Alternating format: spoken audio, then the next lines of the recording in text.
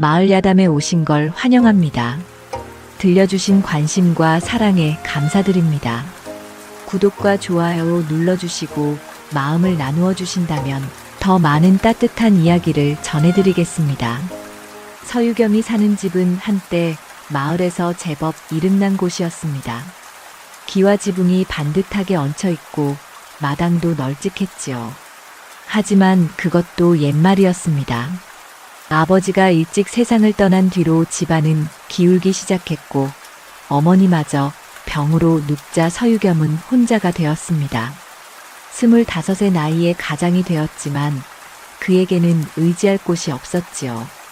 친척이라는 자들이 하나 둘 찾아왔습니다. 먼 친척 장문석은 그 중에서도 가장 자주 드나들었지요. 얼굴에는 웃음을 가득 담고 왔지만 눈빛만큼은 차가웠습니다. 유겸이, 집안 살림이 어렵지? 내가 도와주마. 밭 하나만 내 이름으로 빌려주면 돈을 구워주겠네. 서유겸은 거절하고 싶었지만 당장 쌀이 떨어진 마당에 고개를 끄덕일 수밖에 없었습니다. 장문석은 흡족하다는 듯 웃으며 문서를 내밀었지요. 글을 제대로 읽어보지도 못한 채 서유겸은 도장을 찍었습니다. 그렇게 밭 하나가 장문석의 손으로 넘어갔고 이듬해에는 논 한 마지기도 같은 방식으로 사라졌습니다. 마을 사람들은 서유겸을 가엾게 여기는 척했지만 속으로는 비웃었지요. 저 집은 이제 끝이야. 친척한테 다 뜯어먹히고 있으니 그래도 양반 집안이라더니 이제 머슴만도 못하겠구먼. 서유겸은 그런 말들을 들으면서도 참았습니다. 화를 낼 힘도 따질 배짱도 없었으니까요. 그저 남은 땅을 지키고 하루하루 끼니를 잇는 것만으로도 버거웠습니다. 그러던 어느 날이었습니다. 장문석이 또다시 찾아왔는데 이번에는 부인까지 데리고 왔지요. 유겸아, 내가 좋은 소식을 가져왔네. 혼처 하나 알아봤어. 서유겸은 깜짝 놀랐습니다. 집안 형편이 이 지경인데 누가 며느리로 오겠습니까? 혼처라니요? 누가 이런 집안에 딸을 보내겠습니까? 아이고, 그게 말이지. 한 부인의 조카딸인데 집안이 넉넉지 못해서 혼처를 못 구하고 있었다네. 마침 내가 자네 이야기를 하니 괜찮다고 하더군. 장문석의 부인이 거들었습니다. 그 아이 참 얌전하고 말수도 적어요. 시집살이 잘할 아이니 걱정 말아요. 서유겸은 영문을 알 수 없었지만 거절할 이유도 없었습니다. 이대로 혼자 살다 가는 데가 끊길 판이었으니까요. 며칠 뒤 혼례가 치러졌습니다. 간소하기 그지없는 혼례였지요. 하객도 몇 되지 않았고 음식상도 초라했습니다. 신부가 초래청으로 들어왔을 때 서유겸은 고개를 들어 신부를 바라보았습니다. 붉은 치마 너머로 보이는 신부의 손은 가느다랗고 하였습니다. 얼굴은 족두리에 가려 보이지 않았지만 숨소리만큼은 또렷했지요. 혼례를 마치고 신부가 신방으로 들어갔습니다. 서유겸이 촛불을 켜고 신부의 족두리를 벗기자 그제야 얼굴이 드러났습니다. 한연아라는 이름의 여인이었지요. 얼굴은 창백했고 눈빛은 깊었습니다. 입술을 꾹 다문 채 아무 말도 하지 않았습니다. 이름이 연하라 했지요? 예. 짧은 대답이었습니다. 서유겸은 더 묻지 않았습니다. 말수가 적은 것이 나쁠 것은 없었으니까요. 다만 한연아의 눈빛이 묘하게 깊다는 것만은 느낄 수 있었습니다. 다음 날부터 한연아는 집안 살림을 맡았습니다. 말없이 밥을 짓고 마당을 쓸고 빨래를 했지요. 서유겸이 밭에서 돌아오면 조용히 물을 떠다 주었습니다. 대화는 거의 없었지만 불편하지는 않았습니다. 며칠 뒤 장문석 부부가 다시 찾아왔습니다. 이번에는 떡을 들고 왔지요. 새댁이 잘 지내나 보러 왔네. 장문석의 부인이 한연아를 위아래로 훑어보았습니다. 한연아는 고개를 숙인 채 아무 말도 하지 않았지요. 참 조용하네. 말은 하는 거야? 예. 허허, 말수가 적으면 시집살이 편하지. 괜찮은 며느리 얻었어, 유겸아. 장문석이 웃으며 말했지만 그 웃음 뒤에 무언가가 숨어 있다는 것을 서유겸은 느꼈습니다. 다만 무엇인지 알 수 없었지요. 그날 저녁 서유겸은 한연아에게 물었습니다. 집안 형편이 어려운데 시집와줘서 고맙소. 한연아는 고개를 들어 서유겸을 바라보았습니다.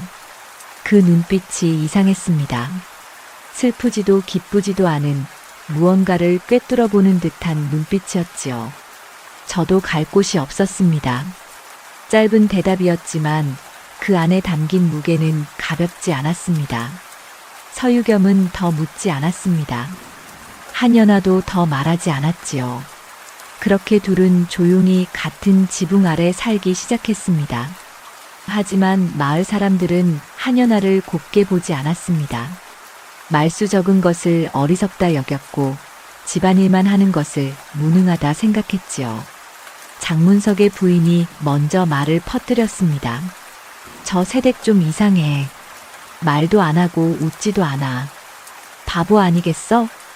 그 말은 금방 마을에 퍼졌습니다. 사람들은 한연아를 보며 수군거렸지요. 서유겸은 그런 말들을 들으면서도 한연아를 감쌌습니다. 이 사람은 내 아내요.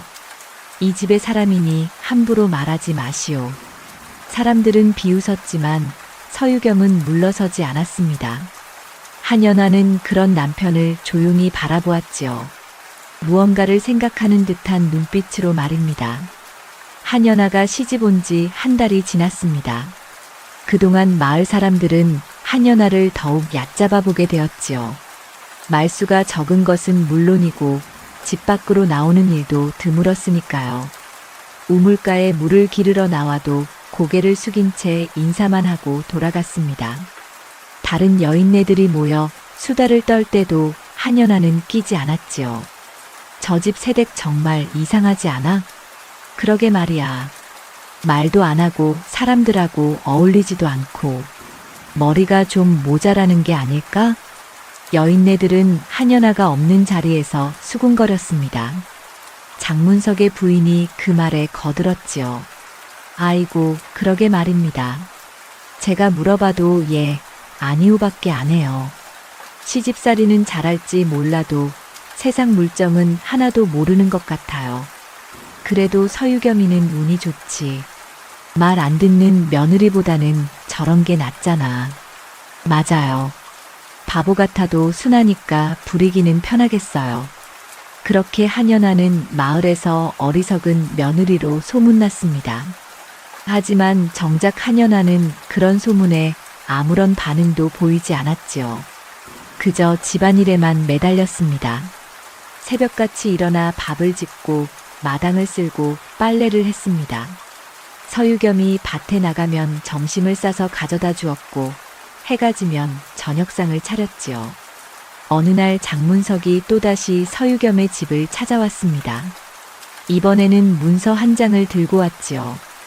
유겸아, 지난번에 빌려준 돈 기억하지? 예, 형님. 그게 말이야. 이자가 좀 밀렸더구먼. 계산해보니 꽤 되던데. 서유겸의 얼굴이 굳어졌습니다. 돈을 빌린 것은 맞지만 이자가 그렇게 많을 리 없었으니까요. 형님, 제가 기억하기로는 그렇게까지 많지 않았는데요. 아니야, 여기 문서에 다 적혀 있잖아. 자네가 도장 찍었으니 부인할 수 없지. 장문석이 문서를 펼쳐 보였습니다. 서유겸은 글을 제대로 읽지 못했기에 문서를 들여다보아도 알 수가 없었지요. 그저 자신의 도장이 찍혀 있다는 것만 확인할 수 있었습니다.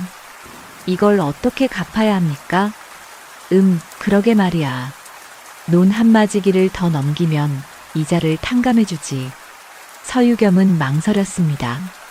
논을 더 넘기면 남는 땅이 거의 없었으니까요.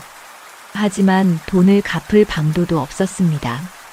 형님, 며칠만 시간을 주십시오. 생각 좀 해보겠습니다. 그래, 그럼 일주일 후에 다시 오지. 장문석이 돌아간 뒤 서유겸은 한숨을 내쉬었습니다. 한연아가 물을 떠다 주며 조용히 물었지요. 무슨 일입니까? 아무것도 아니오. 걱정하지 마시오. 서유겸은 아내에게 걱정을 끼치고 싶지 않았습니다. 하지만 한연아는 남편의 얼굴빛을 보고 무언가 있다는 것을 알았지요. 다만 묻지 않았습니다. 그저 조용히 지켜볼 뿐이었습니다. 며칠 뒤 마을 장터에 일이 있어 서유겸과 한연아가 함께 나갔습니다. 한연아는 처음으로 마을 사람들 앞에 제대로 모습을 드러냈지요. 여인네들이 수군거렸습니다. 저게 서유겸의 부인이야? 말은 하나 바보 같다던데. 한연아는 그런 말들을 듣고도 표정 하나 변하지 않았습니다. 서유겸이 물건을 사러 가는 동안 한연아는 옆에서 조용히 기다렸지요. 그때 장문석의 부인이 다가왔습니다. 어머, 새댁. 장에 나왔네. 예. 물건은 잘 골라. 세상 물정을 몰라서 바가지 쓰는 거 아냐? 한연아는 대답하지 않았습니다. 그저 고개를 살짝 숙였을 뿐이지요. 장문석의 부인은 비웃으며 말을 이었습니다. 참, 우리 서방이 요새 자네 집에 자주 가지. 돈 문제 때문에 그러는데 너무 걱정하지 마. 우리가 도와주려고 그러는 거니까. 예, 고맙습니다. 고마워할 것 없어. 친척이니까 당연한 거지. 그나저나 자네 집 살림은 좀 어때? 먹을 게 있어? 괜찮습니다. 괜찮긴. 뭐나 마나 어렵겠지. 남편이 무능하면 아내가 고생이야. 장문석의 부인은 한연아를 불쌍하다는 듯 쳐다보았습니다. 하지만 한연아의 눈빛은 여전히 깊고 고요했지요. 마치 모든 것을 다 알고 있다는 듯한 눈빛이었습니다. 그날 저녁 집으로 돌아온 뒤 한연아는 부엌에서 저녁상을 차렸습니다. 서유겸이 밥을 먹는 동안 한연아는 맞은편에 앉아 가만히 바라보았지요. 오늘 장터에서 장문석의 부인이 무슨 말을 했소? 서유겸이 조심스럽게 물었습니다. 한연아는 잠시 침묵하다가 입을 열었지요. 별 말씀 없으셨습니다. 그 사람들이 자네를 무시하는 것 같아서 마음이 편치 않소. 괜찮습니다. 저는 상관없습니다. 한연아의 목소리는 잔잔했습니다. 서유겸은 아내의 얼굴을 바라보았지요. 말수는 적었지만 눈빛만큼은 단단했습니다. 자네는 이상한 사람이요. 아무리 무시를 당해도 화내지 않으니. 화낼 필요가 없으니까요. 무슨 뜻이요? 그냥 그렇습니다. 한연아는 더 이상 말하지 않았습니다. 서유겸도 더 묻지 않았지요. 다만 아내의 눈빛 속에 무언가가 숨어 있다는 것만은 느낄 수 있었습니다. 한편 장문석은 집에서 부인과 이야기를 나누고 있었습니다. 그 집 새댁은 정말 아무것도 모르는 것 같아요. 바보가 따로 없어요. 그래서 좋지. 눈치도 없고 말도 안 하니 우리 일하기 편하잖아. 그렇긴 한데 좀 이상해요. 아무리 그래도 사람이 저렇게 반응이 없을 수가 있나요? 뭐 어째. 바보면 바보지. 우리한테는 오히려 좋은 일이야. 장문석은 웃으며 말했지만 부인의 마음속에는 묘한 불안감이 자리 잡았습니다. 한연아의 그 깊은 눈빛이 자꾸만 떠올랐으니까요. 하지만 곧 고개를 저었습니다. 바보 같은 며느리가 무슨 수를 쓸 수 있겠습니까? 그날 밤 한연아는 홀로 마루에 앉아 달을 바라보았습니다. 서유겸은 이미 잠들었고 집안은 고요했지요. 한연아의 입가에 희미한 미소가 번졌습니다. 아무도 모르는 미소였습니다. 일주일이 지나자 장문석이 약속대로 다시 찾아왔습니다. 이번에는 혼자가 아니었지요. 마을의 이장과 함께 왔습니다. 이장은 마을에서 나름 체면이 있는 사람이었으니 장문석이 그를 데려온 것은 서유겸을 압박하려는 속셈이었습니다. 유겸아, 생각은 해봤나? 장문석의 목소리에는 여유가 묻어났습니다. 서유겸은 난처한 표정을 지었지요. 형님, 논을 더 넘기기는 어렵습니다. 그러면 먹고 살 길이 없습니다. 그럼 돈으로 갚아야지. 이자까지 하면 꽤 큰 돈인데 어찌할 텐가. 조금만 시간을 더 주십시오. 품팔이라도 해서 갚겠습니다. 장문석이 혀를 찼습니다. 그리고 옆에 앉은 이장을 쳐다보았지요. 이장님 들으셨지요? 이 친구가 돈을 갚겠다고는 하는데 언제 갚을지 모르겠습니다. 이장이 난처한 표정으로 입을 열었습니다. 유겸이, 빚은 갚아야 하네. 문서에도 도장이 찍혀 있지 않은가. 서유겸은 입술을 깨물었습니다. 억울했지만 문서에 도장을 찍은 것은 자신이었으니 할 말이 없었지요. 그때 한연아가 안채에서 나와 조용히 다가왔습니다. 손에는 차를 담은 쟁반을 들고 있었지요. 어르신들께서 오셨는데 차라도 드시지요. 한연아는 고개를 숙인 채 차를 내놓았습니다. 장문석이 힐끗 한연아를 쳐다보며 코웃음을 쳤지요. 새댁은 조용하니 좋구먼. 남편 일에 끼어들지도 않고. 예, 제가 아는 게 없습니다. 한연아의 대답은 여전히 짧았습니다. 장문석은 흡족하다는 듯 웃었지요. 그래, 여자는 그래야지. 집안일이나 잘하면 되는 거야. 한연아는 대답 대신 고개만 숙였습니다. 그리고 안채로 돌아갔지요. 하지만 문을 닫기 전에 잠깐 뒤를 돌아보았습니다. 그 눈빛은 누구도 알아채지 못했습니다. 서유겸조차도요. 장문석과 이장이 돌아간 뒤 서유겸은 마루에 주저앉았습니다. 한연아가 다가와 물을 떠다 주었지요. 부인, 미안하오. 형편없는 남편을 만나서 고생이요. 괜찮습니다. 무엇이 괜찮단 말이오? 집안은 기울어가고 빚은 늘어만 가는데. 한연아는 잠시 침묵하다가 입을 열었습니다. 문서를 한번 보여주실 수 있습니까? 문서를요? 왜 그러시오? 그냥 한번 보고 싶습니다. 서유겸은 고개를 갸웃했지만 방으로 들어가 문서를 가져왔습니다. 한연아는 문서를 천천히 들여다보았지요.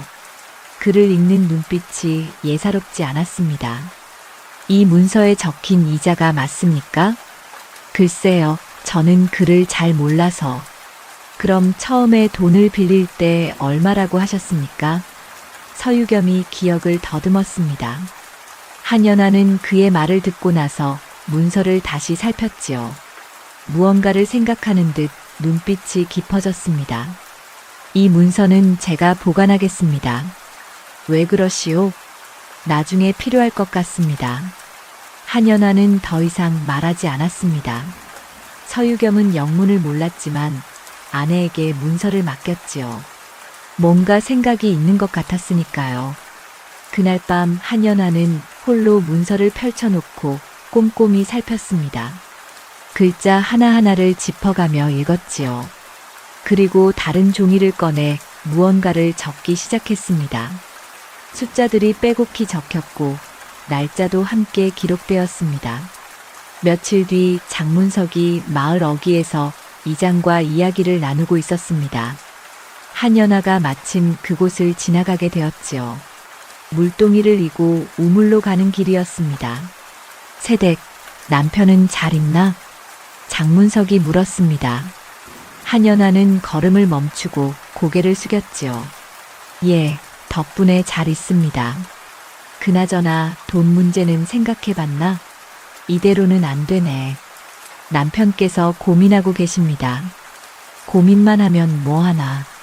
빨리 결정해야지. 한연아는 대답하지 않았습니다. 다만 고개를 한 번 더 숙이고는 우물로 향했지요. 장문석은 그런 한연아를 보며 혀를 찼습니다. 저 여자는 정말 답답해. 남편이 젖골인데도 아무 말이 없으니. 그러게 말입니다. 세상 물정을 하나도 모르는 것 같습니다. 이장이 맞장구를 쳤습니다. 하지만 두 사람은 몰랐습니다. 한연아가 그들의 대화를 하나도 빠짐없이 듣고 있었다는 것을요. 우물가에 도착한 한연아는 물을 깃기 전에 잠시 멈춰 섰습니다. 그리고 방금 들은 대화를 마음속에 새겨 넣었지요. 그날 저녁 한연아는 서유겸에게 물었습니다. 장문석 어르신께서 마을에서 어떤 일을 하십니까? 글쎄요, 물건을 사고 파는 장사를 하신다고 들었습니다. 다른 사람들과도 거래를 하십니까? 아마 그럴 겁니다. 왜 그러시오? 한연아는 잠시 생각하다가 고개를 저었습니다. 아무것도 아닙니다. 하지만 한연아의 머릿속에는 여러 생각이 스쳐 지나갔습니다. 장문석이 다른 사람들과 어떤 거래를 하는지, 그 거래가 어떻게 이루어지는지, 돈의 흐름은 어떤지, 모든 것이 퍼즐처럼 맞춰지기 시작했지요. 며칠이 지나자 마을에 소문이 하나 돌았습니다. 장문석이 다른 마을 사람과 곡식 거래를 한다는 소문이었지요. 한연아는 그 소문을 듣고 장터에 나갔습니다. 그리고 조용히 장문석의 거래 모습을 지켜보았습니다. 장문석은 다른 상인과 이야기를 나누며 장부를 펼쳐 보이고 있었습니다. 한연아는 멀찍이 서서 그 모습을 관찰했지요. 장부에 적힌 숫자들, 거래하는 방식, 말투 하나하나를 놓치지 않았습니다. 집으로 돌아온 한연아는 다시 종이를 꺼내 무언가를 적었습니다. 장문석의 거래 방식, 장부 기록 방법, 그리고 말 바꾸는 순간들까지 모든 것을 빠짐없이 기록했지요. 서유겸은 그런 아내의 모습을 보며 물었습니다. 부인, 무엇을 그리 열심히 적으시오? 그냥 살림 기록입니다. 살림 기록이 그리 복잡합니까? 꼼꼼히 해야 나중에 헷갈리지 않습니다.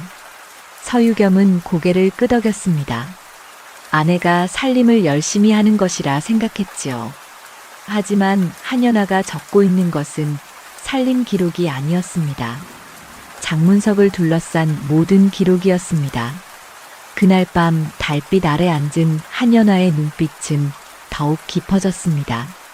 이제 퍼즐의 조각들이 하나씩 맞춰지고 있었지요. 아무도 모르게 조용히, 그러나 확실하게 말입니다. 보름이 지난 어느 날이었습니다. 장문석이 이웃마을 상인과 큰 거래를 앞두고 있었지요. 곡식을 대량으로 사들여 다른 곳에 비싸게 팔 계획이었습니다. 마을 사람들도 그 소문을 알고 있었습니다. 장문석이 이번에 큰 돈을 만진다더군. 그러게 말이야. 곡식 장사로 떼돈을 벌 거래. 한연아는 우물가에서 그런 이야기를 듣고 있었습니다. 여인네들은 한연아가 듣는지도 모르고 수다를 떨었지요. 그런데 말이야, 거래 상대가 까다로운 사람이라던데. 맞아, 약속 시간도 칼같이 지켜야 하고 물건도 정확해야 한대. 한연아는 물동이를 이고 집으로 돌아왔습니다. 그리고 그날 저녁 서유겸에게 조심스럽게 물었지요. 장문석 어르신께서 내일 큰 거래를 하신다면서요? 예, 그런 것 같습니다. 마을에서 다들 그 이야기를 하더군요. 거래 장소가 어디입니까? 장터 동쪽 주막이라고 들었습니다. 왜 그러시오? 한연아는 잠시 생각하다가 말했습니다. 내일 제가 장에 나가야 할 일이 있습니다. 간장을 사야 해서요. 그러시오? 그럼 조심해서 다녀오시오. 다음 날 아침 한연아는 일찍 집을 나섰습니다. 장바구니를 들고 나갔지만 장터로 가는 길은 아니었지요. 대신 장문석의 집 근처를 지나갔습니다. 마침 장문석이 집에서 나오고 있었습니다. 새댁, 어디 가는 길인가? 장에 다녀오려고 합니다. 그래, 조심해서 다녀오게. 장문석은 바쁜 듯 서둘러 걸어갔습니다. 한연아는 그 뒷모습을 지켜보다가 반대 방향으로 걸음을 옮겼지요. 그리고 한 집 앞에 멈춰 섰습니다. 장문석과 거래하기로 한 상인의 집이었습니다. 대문 밖에서 한연아는 잠시 망설였습니다. 그리고 조용히 문을 두드렸지요. 누구시오? 안에서 목소리가 들렸습니다. 한연아는 공손히 대답했습니다. 실례합니다. 장문석 댁에서 심부름 온 사람입니다. 문이 열리고 상인이 나왔습니다. 중년의 사내였지요. 장문석 댁이라고? 무슨 일인가? 급한 일이 생겼다고 전해드리라 하셨습니다. 오늘 거래 시간을 1시간 늦춰달라고요. 뭐라고? 갑자기 시간을 늦춘다고? 상인의 얼굴이 굳어졌습니다. 한연아는 고개를 숙이며 말했지요. 송구합니다. 어르신께서 급한 일이 생기셔서요. 주막에서 기다리고 계시니 조금만 늦게 오시면 됩니다. 에휴, 참. 시간 약속을 칼같이 지키자고 했는데 이게 무슨 일인가. 상인은 불만스러워했지만 어쩔 도리가 없었습니다.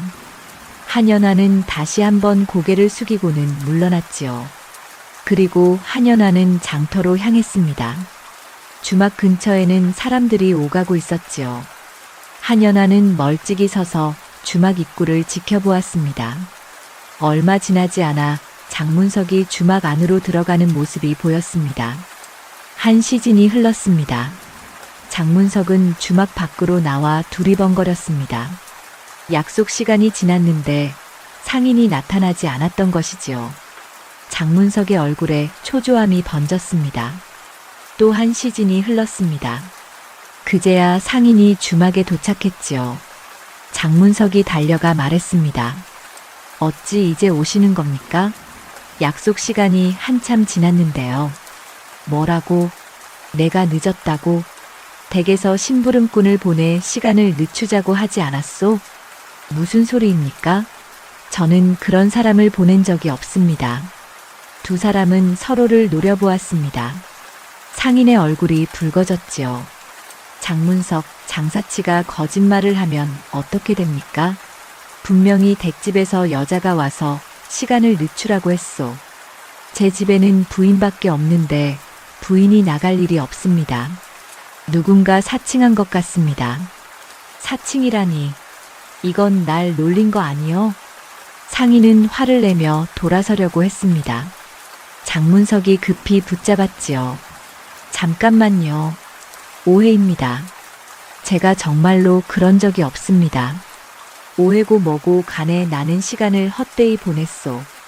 이런 식으로 장사하는 사람과는 거래하지 않겠소. 제발 한 번만 들어보십시오. 하지만 상인은 뿌리치고 가버렸습니다. 장문석은 그 자리에 멍하니 서 있었지요. 큰 돈을 벌 기회가 한순간에 날아가 버렸습니다. 한연아는 그 모습을 멀리서 지켜보고 있었습니다. 그리고 조용히 장터로 걸어가 간장을 샀지요. 아무 일도 없었다는 듯이 말입니다. 저녁 무렵 집으로 돌아온 한연아는 평소처럼 저녁상을 차렸습니다. 서유겸이 물었지요. 장은 잘 다녀왔소? 예, 별일 없었습니다. 마을에서 이상한 소문을 들었소. 장문석 형님의 거래가 틀어졌다던데요. 한연아는 잠시 손을 멈췄다가 다시 밥을 떠놓으며 말했습니다. 그러셨습니까? 예, 누군가 거짓으로 심부름을 왔다고 하더군요. 형님이 몹시 화를 내셨다던데 누가 그런 짓을 했을까요? 글쎄요, 형님을 못마땅하게 여기는 사람이 있나 봅니다. 한연아는 고개를 끄덕이며 아무 말도 하지 않았습니다. 서유겸도 더 이상 묻지 않았지요. 다만 아내의 눈빛이 평소와 조금 다르다는 것을 느꼈습니다. 더 깊고 더 고요했습니다. 그날 밤 장문석의 집에서는 부부 싸움이 벌어졌습니다. 도대체 누가 그런 짓을 한 겁니까? 큰 돈을 벌 기회를 놓쳤잖아요. 나도 모르오. 누가 우리 집 사람인 척하고 거짓말을 했는지. 당신 원수라도 있어요? 그럴 리가 없소. 내가 누구한테 잘못한 일이 없는데. 장문석은 분을 사귀지 못했지만 누구를 탓할 수도 없었습니다. 범인을 찾을 방법이 없었으니까요. 며칠 뒤 마을 사람들 사이에서 이 일이 화제가 되었습니다. 장문석이 크게 한 방 먹었다더군. 그러게 누가 그런 짓을 했대? 아무도 모른대. 신기한 일이지. 한연아는 우물가에서 그런 이야기를 들으며 물을 길었습니다.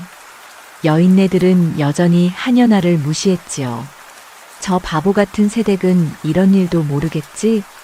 그러게 말이야. 세상 물정을 하나도 모르는데. 한연아는 아무 대꾸 없이 물동이를 이고 집으로 돌아왔습니다. 그 얼굴에는 여전히 아무런 표정이 없었습니다. 하지만 그 눈빛 깊은 곳에는 작은 빛이 번뜩이고 있었지요. 아무도 알아채지 못하는 아주 작은 빛이었습니다.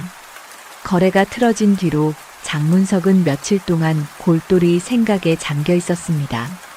큰 돈을 벌 기회를 놓친 것이 분했지요. 그래서 다른 방법을 찾기로 했습니다. 이번에는 더 큰 판을 벌이기로 한 것입니다. 이번에는 실패할 수 없어. 더 확실한 거래를 해야겠어. 장문석은 이웃 고을의 부유한 상인과 접촉했습니다. 곡식뿐만 아니라 옷감까지 함께 거래하기로 한 것이지요. 거래 규모는 전보다 2배나 컸습니다. 마을 사람들이 또다시 수군거렸습니다. 장문석이 이번에는 더 큰 장사를 벌인다더군. 지난번 실패를 만회하려고 그러나 봐. 그런데 돈은 어디서 구했대? 그렇게 큰 돈을 어떻게 마련했을까? 한연아는 우물가에서 그런 이야기들을 들었습니다. 귀를 기울이며 물을 길었지요. 장문석의 부인이 다른 여인네들에게 자랑하듯 말했습니다. 우리 서방이 이번에는 제대로 한 건 하실 거예요. 큰 돈이 들어올 거라니까요. 부인, 부러워요.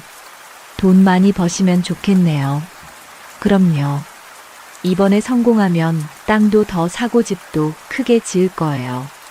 한연아는 물동이를 이고 집으로 돌아왔습니다. 그리고 서유겸에게 물었지요.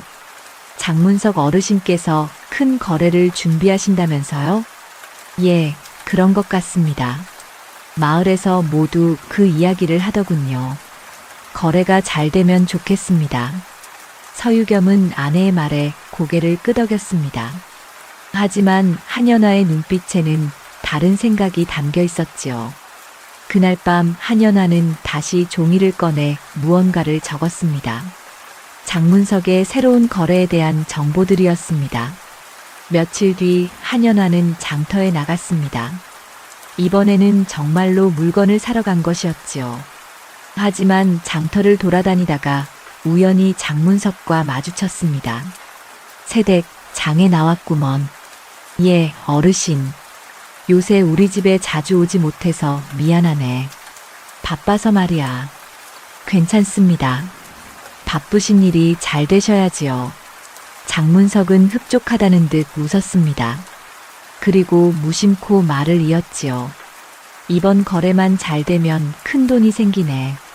그러면 자네 집빚 문제도 천천히 해결할 수 있을 거야. 감사합니다, 어르신. 그나저나 자네 남편은 아직도 논 넘기는 것에 대해 생각 중인가? 예, 고민하고 계십니다. 에휴, 그렇게 오래 고민할 일인가? 빨리 결정하면 좋으련만. 장문석이 혀를 차며 말했습니다. 한연아는 고개를 숙이며 대답했지요. 남편께서 신중하게 생각하고 계십니다. 그래, 뭐 천천히 생각해보게. 내가 급하게 재촉할 일은 아니니까. 장문석은 그렇게 말하고는 떠났습니다. 하지만 한연아는 그의 말 속에 숨은 조급함을 느꼈지요. 장문석이 돈이 필요하다는 것을, 그래서 서유겸의 땅을 빨리 손에 넣고 싶어 한다는 것을 알았습니다. 한연아는 장터를 더 돌아다녔습니다. 그리고 이웃 고을에서 온 상인들과 이야기를 나누는 사람들을 지켜보았지요. 그 중에는 장문석과 거래하기로 한 상인도 있었습니다. 한연아는 멀리서 그 상인의 모습을 눈여겨보았습니다. 집으로 돌아온 한연아는 서유겸에게 조심스럽게 말했습니다. 장문석 어르신께서 큰 거래를 하신다는데 증인이 필요하지 않을까요? 증인이요? 예, 큰 돈이 오가는 거래라면 증인을 세우는 것이 좋지 않겠습니까? 서유겸은 고개를 갸웃했습니다. 그럴 수도 있겠습니다만 형님께서 알아서 하실 겁니다. 혹시 이장님께 말씀드려 보시는 게 어떨까요? 마을의 큰 거래니 이장님께서 아시는 게 좋을 것 같습니다. 그것도 그렇군요. 내일 이장님께 말씀드려 보겠습니다. 다음날 서유겸은 이장을 찾아갔습니다. 그리고 장문석의 큰 거래에 대해 이야기했지요. 이장님, 장문석 형님께서 큰 거래를 하신다고 들었습니다. 그래, 나도 들었네. 꽤 큰 돈이 오간다더군. 그런 거래에는 증인이 있어야 하지 않을까 해서요. 이장은 잠시 생각하다가 고개를 끄덕였습니다. 자네 말이 맞네. 내가 장문석에게 이야기해보지. 그날 저녁 이장이 장문석을 찾아갔습니다. 장문석 들으니 큰 거래를 하신다면서? 예, 이장님. 이번에 제대로 한 건 합니다. 그런 큰 거래에는 증인이 있어야 하지 않겠나? 나중에 문제가 생기면 곤란하니까. 장문석은 잠시 망설였습니다. 증인을 세우면 자신이 마음대로 장부를 조작하기 어려웠으니까요. 하지만 이장이 직접 나서는 마당에 거절할 수도 없었습니다. 그렇게 하겠습니다, 이장님. 좋아. 내가 증인으로 서주지. 거래 날짜가 언제인가? 사흘 뒤입니다. 알았네. 그날 내가 직접 가서 확인하겠네. 장문석은 떨떠름한 표정으로 고개를 끄덕였습니다. 이장이 돌아간 뒤 부인이 물었지요. 왜 그리 표정이 안 좋아요? 이장이 증인으로 선다고 하네. 이거 좀 까다로워졌어. 왜요? 증인이 있으면 더 좋은 거 아니에요? 그게 아니라 뭐 그럴 수도 있지. 장문석은 불안한 마음을 감추며 말을 얼버무렸습니다. 하지만 부인은 남편의 불안함을 눈치채지 못했지요. 사흘 뒤 거래 날이 되었습니다. 장문석은 약속 장소인 주막으로 갔습니다. 이장도 함께 따라갔지요. 이웃 고을의 상인이 나타났고 둘은 장부를 펼쳐놓고 거래를 시작했습니다. 곡식은 이만큼이고 옷감은 이만큼입니다. 좋습니다. 돈은 여기 있습니다. 이장이 옆에서 장부를 꼼꼼히 살폈습니다. 장문석은 이장의 시선이 부담스러웠지만 내색하지 않았지요. 거래가 끝나고 이장이 물었습니다. 장부가 정확한가? 예, 이장님.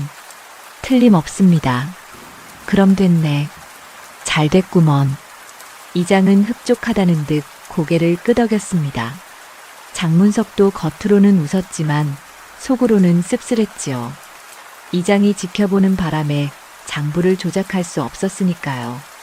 그날 저녁 한연아는 서유겸에게 물었습니다. 어르신의 거래가 잘 되셨나요? 예, 이장님께서 증인으로 서셔서 무사히 끝났다고 합니다. 다행입니다.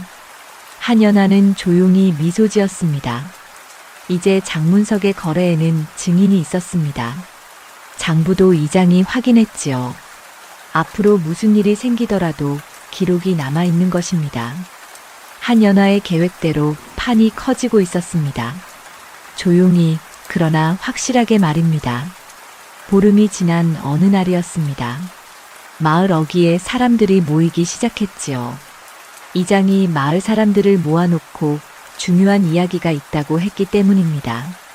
서유겸과 한연아도 그곳에 나갔습니다.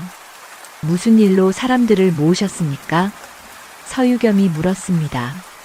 이장은 심각한 표정으로 대답했지요. 장문석의 거래에 문제가 생겼네.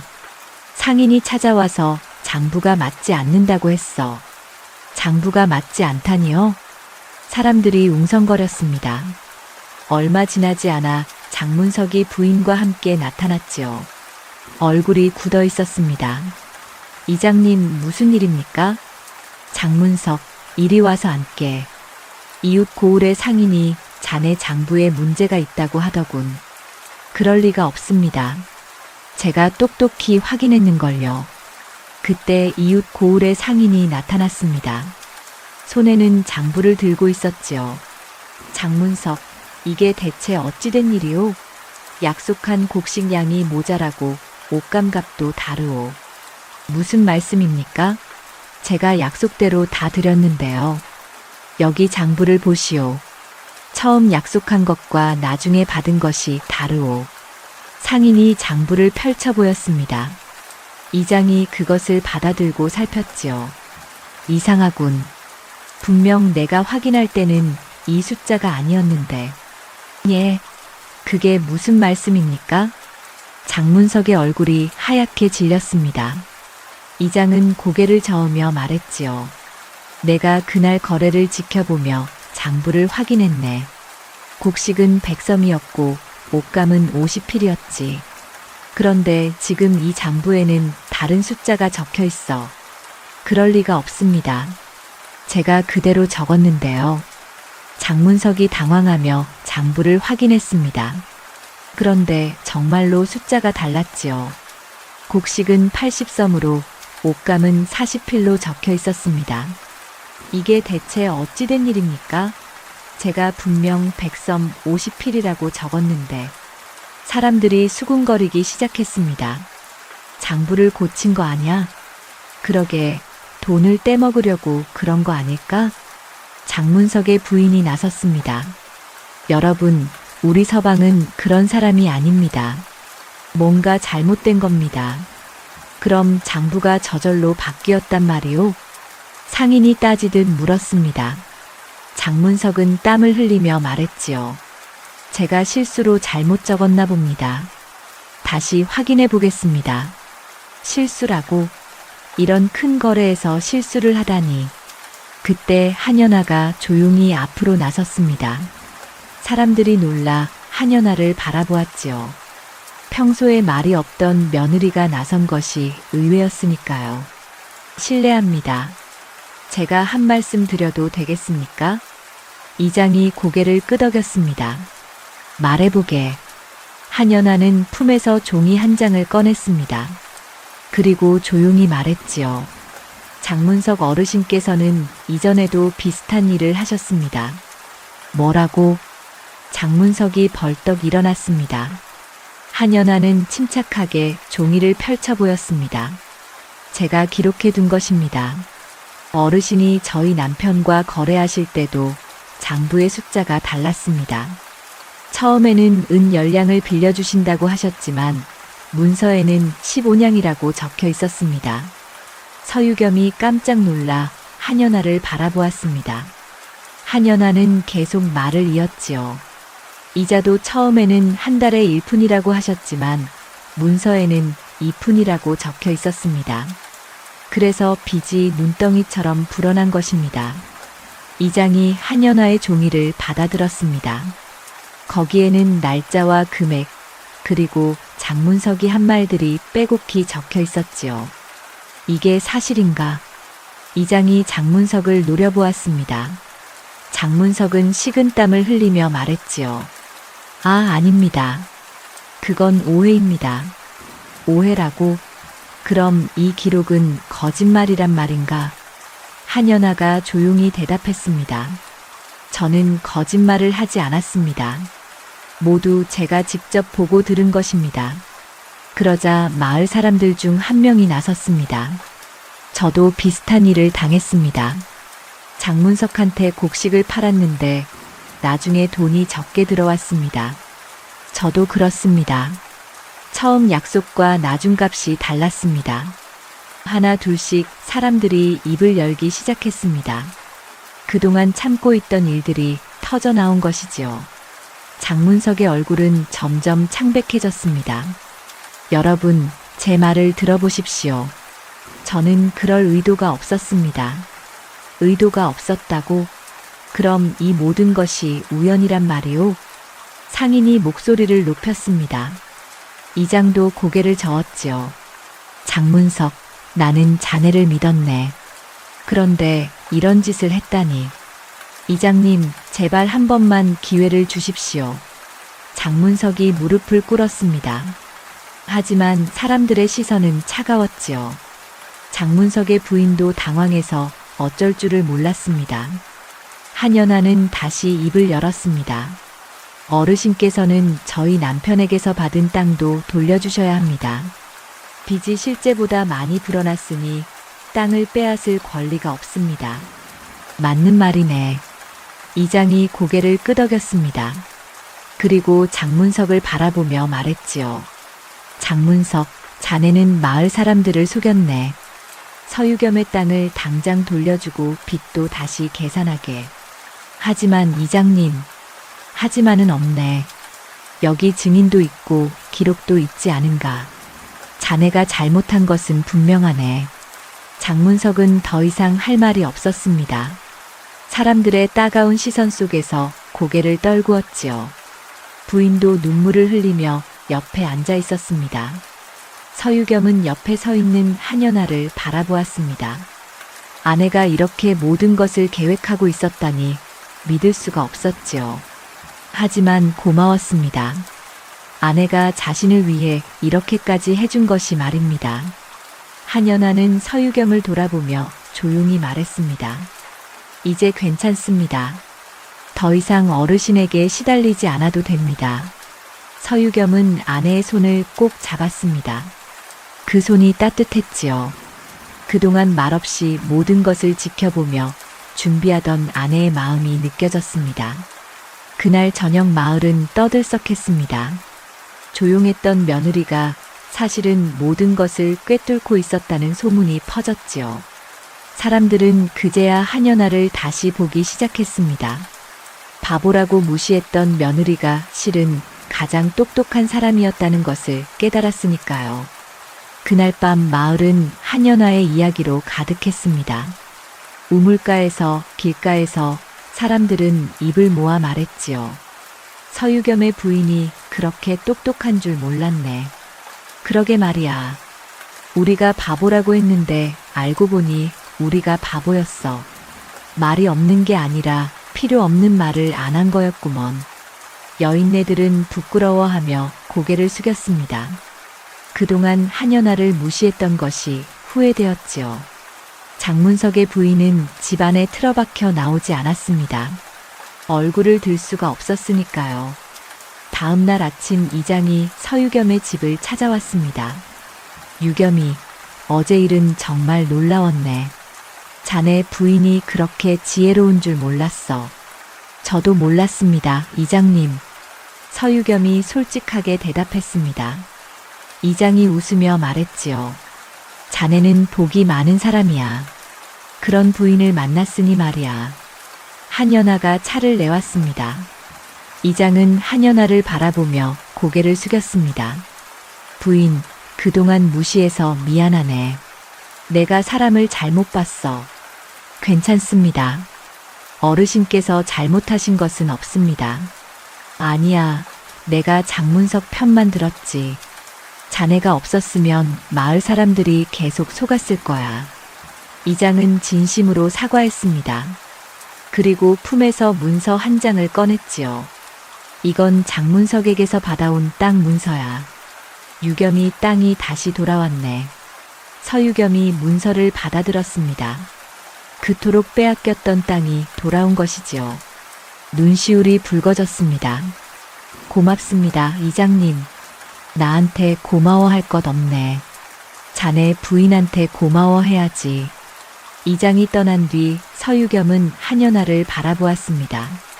아내는 여전히 조용한 얼굴로 서 있었지요. 어떻게 이 모든 것을 준비하셨습니까? 그냥 지켜봤을 뿐입니다. 지켜보기만 한 것이 아니지 않습니까? 모든 것을 기록하고 계획하셨지 않습니까? 한연아는 잠시 침묵하다가 입을 열었습니다. 남편께서 고통받는 모습을 보고만 있을 수 없었습니다. 제가 할 수 있는 일을 했을 뿐입니다. 하지만 왜 저한테 말씀하지 않으셨습니까? 말씀드렸다면 남편께서 말리셨을 겁니다. 그리고 혹시라도 남편께서 장문석 어르신께 눈치를 주실까 걱정했습니다. 서유겸은 아내의 말에 고개를 끄덕였습니다. 정말로 자신이 알았다면 눈치를 줬을지도 모르는 일이었지요. 부인은 정말 대단한 분이십니다. 아닙니다. 저는 그저 남편을 지키고 싶었을 뿐입니다. 서유겸은 아내의 손을 꼭 잡았습니다. 말은 없었지만 마음은 통했지요. 두 사람은 그렇게 서로를 바라보며 미소 지었습니다. 한편 장문석의 집에서는 부부가 짐을 꾸리고 있었습니다. 이제 어떻게 살아요? 마을에서 얼굴을 들 수가 없잖아요. 부인이 울먹이며 말했습니다. 장문석은 한숨을 내쉬었지요. 다른 마을로 가야겠소. 여기서는 더 이상 살 수 없소. 그 며느리가 그렇게 똑똑한 줄 누가 알았겠어요. 우리가 완전히 속았어요. 속은 게 아니라 우리가 얕잡아 본 거지. 내가 교만했소. 장문석은 자신의 잘못을 인정했습니다. 욕심이 화를 불렀고 남을 무시한 것이 결국 자신을 망쳤지요. 며칠 뒤 장문석 부부는 마을을 떠났습니다. 사람들은 그들을 배웅하지 않았지요. 다만 멀리서 지켜볼 뿐이었습니다. 결국 욕심이 화근이었어. 그러게 남을 속이면 결국 자기가 망하는 법이지. 마을 사람들은 이번 일을 교훈으로 삼았습니다. 욕심을 부리지 말 것, 남을 무시하지 말 것, 그리고 정직하게 살 것. 며칠이 지나자 마을 사람들이 하나 둘씩 서유겸의 집을 찾아왔습니다.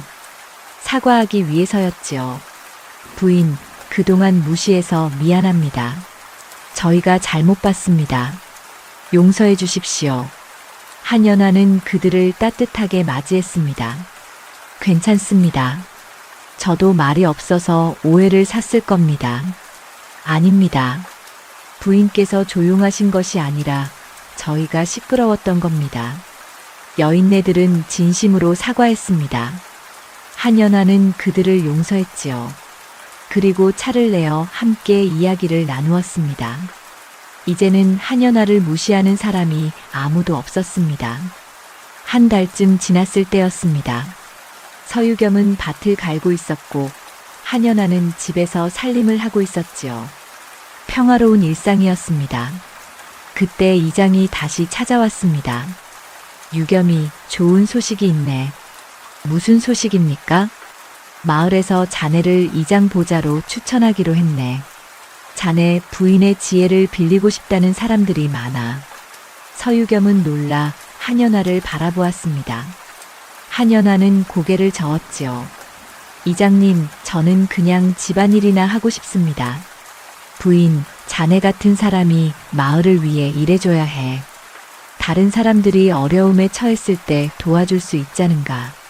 하지만 저는 부인. 서유겸이 아내의 말을 끊었습니다. 그리고 부드럽게 말했지요. 부인께서 하고 싶으신 대로 하십시오. 제가 옆에서 돕겠습니다. 한연아는 남편의 얼굴을 바라보았습니다. 그 눈빛에는 믿음이 가득했지요. 한연아는 천천히 고개를 끄덕였습니다. 그렇다면 제가 할 수 있는 일을 하겠습니다. 좋아. 그럼 결정됐네. 이장은 기뻐하며 손뼉을 쳤습니다. 그날 이후로 한연아는 마을 일을 돕기 시작했습니다. 사람들의 다툼을 중재하고 어려운 일을 해결해 주었지요. 말은 여전히 적었지만 하는 일은 확실했습니다. 마을 사람들은 한연아를 존경했습니다. 그리고 입을 모아 말했지요. 서유겸은 정말 복이 많은 사람이야. 그러게 말이야. 그런 부인을 알아봤으니까. 서유겸은 그 말을 들을 때마다 웃었습니다. 자신이 알아본 것이 아니라 아내가 자신을 선택해 준 것이라는 것을 알았지요. 그리고 그 선택에 감사했습니다. 저녁 무렵 두 사람은 마루에 나란히 앉아 석양을 바라보았습니다. 한연아가 조용히 말했습니다. 남편께서 저를 믿어주셔서 고맙습니다. 제가 고마워해야지요. 부인께서 저를 지켜주셨으니까요.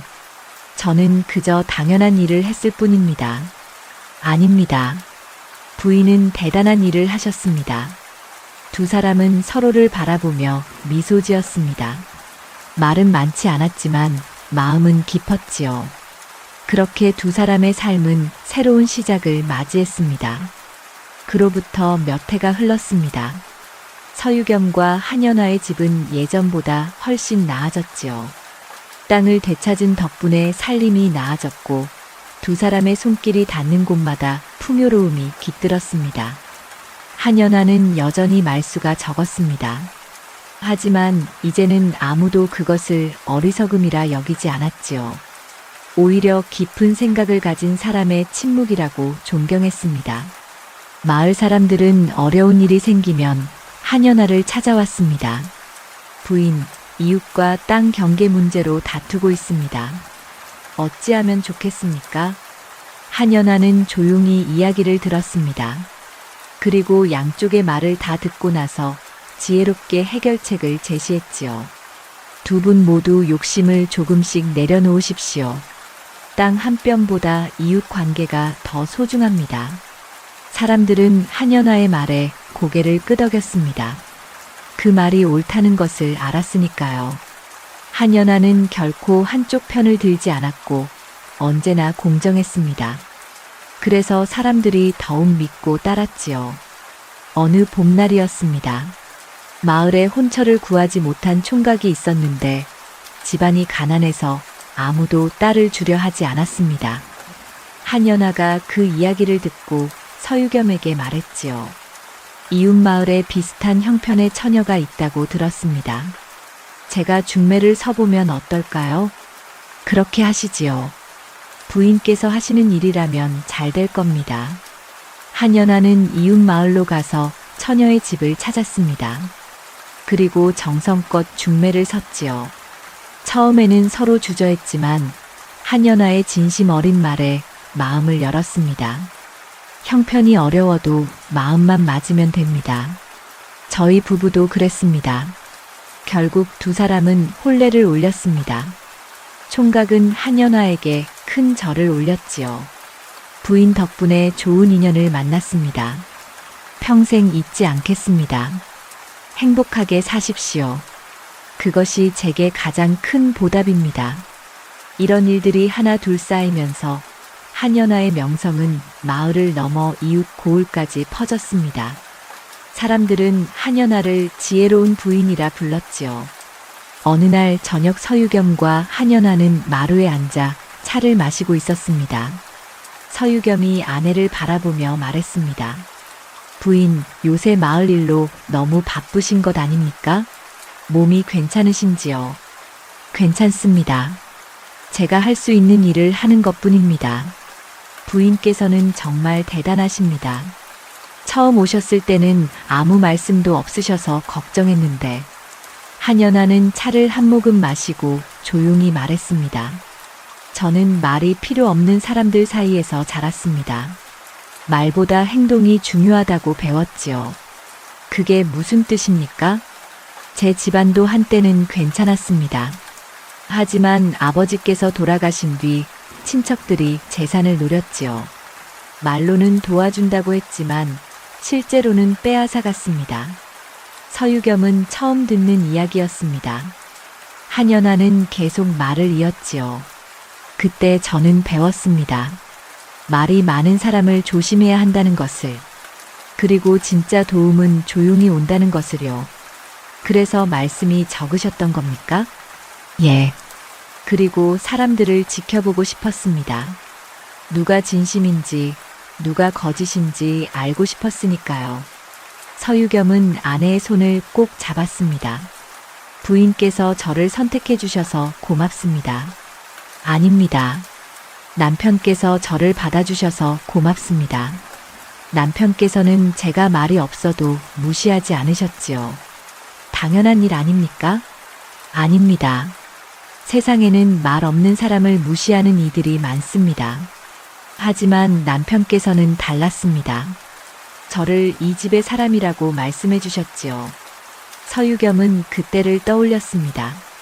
마을 사람들이 한연아를 무시할 때 자신이 했던 말을 기억했지요. 그 한마디가 아내에게 얼마나 큰 힘이 되었는지 이제야 알았습니다. 부인은 제게 너무 과분한 사람입니다. 아닙니다. 저희는 서로에게 필요한 사람입니다. 두 사람은 마주보며 미소 지었습니다.